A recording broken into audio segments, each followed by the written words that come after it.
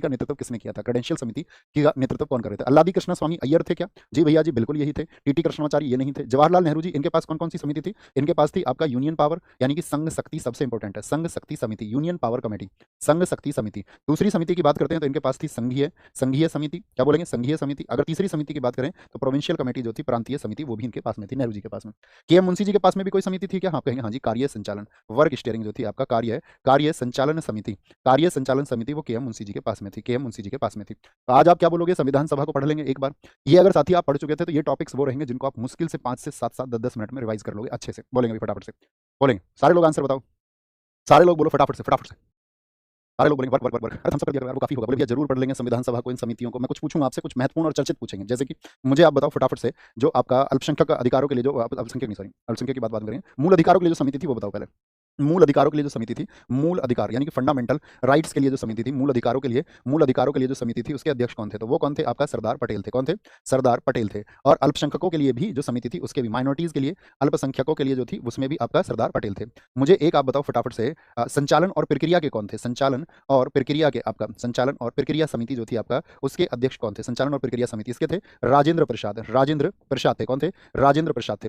प्रारूप समिति के अध्यक्ष बताइए फटाफट से, जो ड्राफ्ट कमेटी थी, प्रारूप समिति, प्रारूप समिति, इसके साथ ही आप मुझे अध्यक्ष बताएं तो कौन थे? बाबा साहब भीमराव अंबेडकर जी, बाबा साहब भीमराव अंबेडकर जी थे। कौन थे? बाबा साहब भीमराव अंबेडकर जी थे। प्रारूप समिति ड्राफ्ट कमेटी का जो गठन हुआ था वो कब हुआ था? 29 अगस्त 1947 को हुआ था। कब? 29 अगस्त 1947 को हुआ था। इसीलिए इन्होंने प्रारूप बनाया, इनको संविधान का जनक कहा गया। ठीक है, फादर ऑफ इंडियन कॉन्स्टिट्यूशन इनको कहा गया। निम्नलिखित कथनों पर विचार करिए। संविधान सभा की कुल सदस्यता 389 थी, उसमें क्या आप मुझे बताएं फटाफट से? 389 लोग थे। इनमें से 93 सदस्य देसी रियासतों का प्रतिनिधित्व करते थे। बोलेंगे भी फटाफट से, फटाफट से। इनमें से 93 सदस्य जो हैं वो आपका देसी रियासतों का प्रतिनिधित्व करते थे। उपरोक्त में से कौन सा कथन जो है वो सही है? बहुत सही है भैया। प्रांतीय के बाबा साहब भीमराव अंबेडकर थे। नहीं नहीं नहीं, प्रांतीय के नहीं, प्रोविंशियल के नहीं, वो प्रोविंशियल कॉन्स्टिट्यूशन के थे, प्रांतीय संविधान समिति के थे, प्रांतीय संविधान समिति के। ठीक है, अगर प्रांतीय संविधान शब्द लिखेगा तब सरदार वल्लभ भाई पटेल, प्रांतीय लिखेगा तो नेहरू जी। इसमें 93 सदस्य देसी रियासतों का प्रतिनिधित्व करते थे, क्या ये सही बात है? बताएंगे भाई। उपरोक्त में से कौन सा कथन सही है? तो आप कह रहे हैं बोथ आर करेक्ट, दोनों दोनों ठीक है, दोनों ठीक है, दोनों के दोनों ठीक है, केवल दो, केवल दो। एक कह रहे हैं साथी केवल दो, नहीं ऐसा नहीं है, दोनों के दोनों ठीक होंगे। एक साथी लिख रहे हैं कुछ रोजर बिन्नी दिखाएं भैया, रोजर बिन्नी, रोजर बिन्नी। सर आपने 1983 में रोजर बिन्नी के 18 विकेट नहीं लिखे। अरे भैया ये भी कोई बात हुई? ऐसे क्या क्या हम नहीं लिख पाएंगे? ऐसे लिखेंगे तो कम से कम हजारों वर्षों तक हमको लगेंगे। ऋषि परंपरा से अब तक लोग लिख रहे हैं, अब तक लिखना खत्म नहीं हुआ। 18 विकेट ली थी, कौशिक 1605, आपका एक अच्छा आंसर है। इसी तरह आपको मेमोराइज करना है। ठीक है, ये सब चीजें मैं आपको बता चुका था, ऐसा कोई चीज नहीं है जो मैंने आपको नहीं बताया है। ठीक है, क्या बोलेंगे? संविधान सभा तो एकदम से ठीक हो गया। क्या बोलेंगे भैया? दोनों ठीक है। मुझे बताओ महिला सदस्य कितनी थी संविधान में? महिला सदस्य कितनी थी? महिला सदस्य कितनी थी? फटाफट से आंसर करेंगे। महिला सदस्य 15 थी। ये 15 जो थी, इनमें सर्वाधिक किस राज्य से थी? सर्वाधिक तो क्या बोलेंगे? यूपी से 5 थी। क्या बोलोगे? यूपी से 5 थी। संविधान सभा के जो साथी आपका स्थायी अध्यक्ष थे वो कौन थे? स्थायी अध्यक्ष, स्थायी अध्यक्ष कौन बने थे आपका? पहले पहले स्थायी अध्यक्ष वो थे आपका कौन? राजेंद्र प्रसाद। कौन थे? राजेंद्र प्रसाद। और पहले अस्थायी अध्यक्ष कौन बनाए गए थे? पहले अस्थायी अध्यक्ष कौन बनाए गए थे? जो पहले अस्थायी बने थे, 2 दिन के लिए रहे, पहले अस्थायी अध्यक्ष जो थे वो कौन थे? तो पहले अस्थायी अध्यक्ष बनाए गए थे सच्चिदानंद सिन्हा। कौन? सच्चिदानंद सिन्हा साहब थे, सच्चिदानंद सिन्हा साहब थे, आपका याद रख लेना। मुझे बताओ जो उपाध्यक्ष थे वो कौन थे? कितने उपाध्यक्ष थे ये बता दो। उपाध्यक्ष भैया 2 थे, एक थे आपका एच.सी. मुखर्जी। कौन थे? एच.सी. मुखर्जी थे। और दूसरे जो व्यक्ति थे जो आपका उपाध्यक्ष थे, उनका नाम था वी.टी. कृष्णामाचारी। क्या? VT. Krishnamachari, VT. Krishnamachari, VT. Krishnamachari, ये दूसरे उपाध्यक्ष थे। मुझे बताओ संविधान सभा के जो आपका सेक्रेटरी थे, सचिव थे, वो कौन थे? तो इसके जो सेक्रेटरी थे वो थे एच.वी.आर. अयंगर। कौन थे? एच.वी.आर. अयंगर इसके पहले सचिव थे। मुझे बताओ संवैधानिक सलाहकार कौन थे? संवैधानिक सलाहकार कौन थे? तो संवैधानिक सलाहकार थे आपका बी.एन. राव। कौन थे जी साहब? बी.एन. राव थे, बी.एन. राव थे।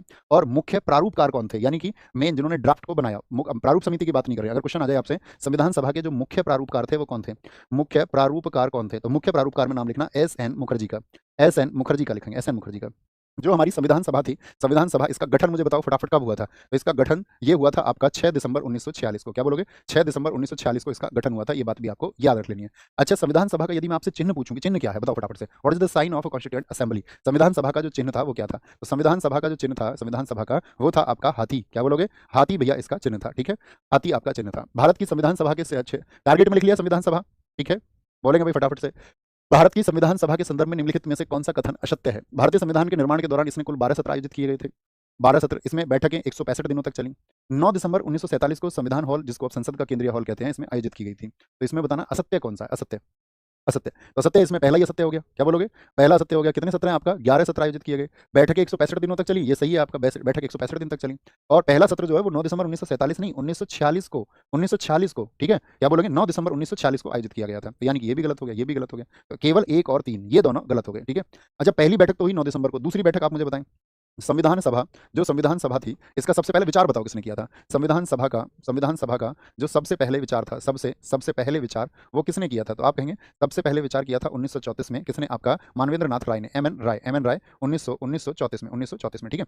अब हम आपसे क्वेश्चन पूछ रहे हैं, जो दूसरी बैठक हुई थी संविधान सभा की, पहली तो 9 दिसंबर को हो गई, दूसरी बैठक कब हुई थी? दूसरी बैठक हुई थी आपका 11 दिसंबर 1946 को, जिसमें आपका अध्यक्ष चुने गए थे। एक पंडित नेहरू जो थे, वो आपका पंडित जवाहरलाल नेहरू जी, वो लेके आए थे ऑब्जेक्टिव रिजोल्यूशन, यानी कि उद्देश्य प्रस्ताव। ऑब्जेक्टिव रिजोल्यूशन यानी कि उद्देश्य प्रस्ताव जो था, ऑब्जेक्टिव रिजोल्यूशन जिसको हम कहते हैं, ओआर, ये कब पेश हुआ था? ये हुआ था आपका 13 दिसंबर 1946 को। लेकिन क्या अप्रूव्ड हो गया था? तब स्वीकृति मिल गई थी? नहीं, स्वीकृति इसको मिली है उद्देश्य प्रस्ताव को, वो स्वीकृति मिली थी 22 जनवरी 1947 को। कब? 22 जनवरी 1947 को। मुझे बताओ संविधान सभा के कुल कितने वाचन हुए थे? ठीक है, फटाफट से बताएंगे। रीडिंग्स कितनी हुई थी? बोलेंगे सर डोल यात्रा पश्चिम बंगाल में मनाया जाता है, होली को आप यहाँ मणिपुर बताए हैं गुरुदेव, क्या कह रहे हैं? होली कहाँ से आ गई भैया? होली कहाँ से आ गई? डोल यात्रा नहीं, मैंने बोला नहीं उसके बाद में, याओ सांग है वो, याओ सांग की बात हम कर रहे हैं। बोलो भी फटाफट से, कोई दिक्कत कोई परेशानी? सारे लोग, हाँ, बंगाल, उड़ीसा, असम सब जगह मनाया जाता है वो। कुछ ऐसे उत्सव हैं साथी जो कई जगह मनाए जाते हैं। तो कितने वाचन हुए थे, कितनी रीडिंग्स हुई थी इसके? वाचन हुए हैं 3, 1 2 और 3। पहला जो वाचन है, दूसरा वाचन, तीसरा वाचन। पहला वाचन हुआ था 4 नवंबर से 9 नवंबर तक 1948 में। इसको ऐसे याद रखना, इसकी डेट याद रखना, 15 नवंबर और 14 नवंबर। क्या? 15 नवंबर और 14 नवंबर 1948 से, और ये आपका शुरू हुए थे। तो इसमें से डेट देखना, इतना ही मुझे याद रहता है। 15 नवंबर से ये चला था, शायद आपका अक्टूबर तक चला था, अगले 1949 तक, ठीक है, यानी अगले साल तक, अक्टूबर 1949 तक चला था। और ये 14 नवंबर से शुरू होकर के लास्ट तो सबको पता ही है 26 नवंबर 1949 को। तो 26 नवंबर 1949 ये क्या हुआ था आपका? इस दिन हमारा संविधान पारित हुआ था। क्या हुआ था? 26 नवंबर 1949 को हमारा संविधान क्या हुआ था? पारित हुआ था। मुझे बताओ संविधान सभा की जो अंतिम बैठक है वो कब थी? संविधान सभा की जो लास्ट मीटिंग हुई थी, अंतिम बैठक हुई थी, वो कब हुई थी? अंतिम बैठक आप लोग याद रखेंगे, अंतिम बैठक हुई थी आपका 24 जनवरी 1950 को। और कब लागू हो गया था संविधान? तो 26 जनवरी 1950 को संविधान लागू भैया जी हो गया था। ओके, आगे आएंगे। निम्नलिखित कथनों पर विचार करें। भारत का मूल संविधान प्रेम बिहारी नारायण रायजादा द्वारा प्रवाहमयी इटैलिक शैली में अंग्रेजी में हस्तलिखित किया गया था, यानी कि अंग्रेजी में लिखा गया था। एकदम सही बात है। और मूल भारतीय संविधान में 1,17,369 शब्द और 251 प्रश्न थे। एकदम से सही बात है।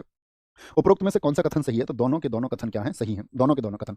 अगर मैं पूछिए तो लिखित हुआ, अगर मैं पूछूं इसको साथी, आपका इसका जो सौंदर्यीकरण है, क्या बोलोगे? सौंदर्यीकरण है वो किसके द्वारा किया गया था? सौंदर्यीकरण किसके द्वारा किया गया? तो क्या बोलेंगे आपको? यानी कि इसको ब्यूटीफाई किसने किया था? ब्यूटीफाई, ठीक है, जो इसको, इसका सौंदर्यीकरण है आपका, सौंदर्यीकरण वो किसके द्वारा किया गया है? तो सौंदर्यीकरण जो किया गया है आपका, वो क्या नाम था उनका? यानी कि प्रेम बिहारी नारायण रायजादा तो लिख रहे थे, जो सौंदर्य, नंदलाल बोस। कौन है? नंदलाल बोस थे, नंदलाल बोस। और एक दूसरे व्यक्ति कौन थे इनके साथ में? B R Sinha. कौन थे? बी आर सिन्हा थे, ठीक है। पेंटिंग्स कौन सी लगाई थी इन्होंने? जो पेंटिंग्स लगाई वो दांडी मार्च की है। किसकी पेंटिंग्स हैं? दांडी मार्च की पेंटिंग्स है, दांडी मार्च की पेंटिंग्स हैं। अच्छा मुझे बताओ, जो हिंदी में सुलेखन किया, हिंदी में जो कैलीग्राफी है, हिंदी में जो सुलेखन है, हिंदी में जो कैलीग्राफी की है, वो किसके द्वारा की गई है? तो वो व्यक्ति, उनका नाम है आपका बसंत कृष्ण वैद। हिंदी में किसने लिखा है? सुलेखन बसंत कृष्ण वैद ने इसका सुलेखन किया है। मुझे बताओ, जो संविधान सभा को सजाने वाले सारे कलाकार थे, वो किस आपका संस्थान से संबंध रखते हैं? ठीक है, जितने भी कलाकार थे याद रख लेना, तो सज्जित करने वाले जितने भी कलाकार थे, ये सब शांति निकेतन से संबंध रखते थे। किससे? ये सब कलाकार जो है वो शांति निकेतन के थे। शांति निकेतन कहाँ पर स्थित है? पश्चिम बंगाल में भैया स्थित है। और शांति निकेतन भारत का कौन सा यूनेस्को स्थल है? बताओ फटाफट से, ये आप सबका आंसर आना चाहिए। शांति निकेतन जो है वो आपका 41वां यूनेस्को साइट है। क्या है? 41वां यूनेस्को साइट है। अभी यूनेस्को साइट कितनी हो चुकी है टोटल? अभी टोटल यूनेस्को साइट कितनी हो चुकी है? अभी पता है ना आपका, मराठा मिलिट्री लैंडस्केप को अभी हाल ही में शामिल किया गया था, तो अभी रिसेंट में कितनी हो चुकी हैं? सब लोगों का आंसर आएगा तभी बढ़ेंगे आगे, नहीं क्लास को भी बंद कर देंगे तुरंत। बोलेंगे भी फटाफट से, सारे लोग बताएंगे, सारे लोग बताएं फटाफट से। 44 बहुत बढ़िया। ये 41वीं थी, और 44वीं कौन सी है? 44वीं जो यूनेस्को साइट है, 44वीं यूनेस्को जो साइट है वो है मराठा मिलिट्री लैंडस्केप, यानी कि मराठा सैनिक परिदृश्य है। मराठा सैनिक परिदृश्य। कौन है? मराठा सैनिक परिदृश्य है, ठीक है, ये बात आपको याद रखनी है। ये आपका 44वीं यूनेस्को साइट है, 44वीं, ये हम सबको पता होना चाहिए। आगे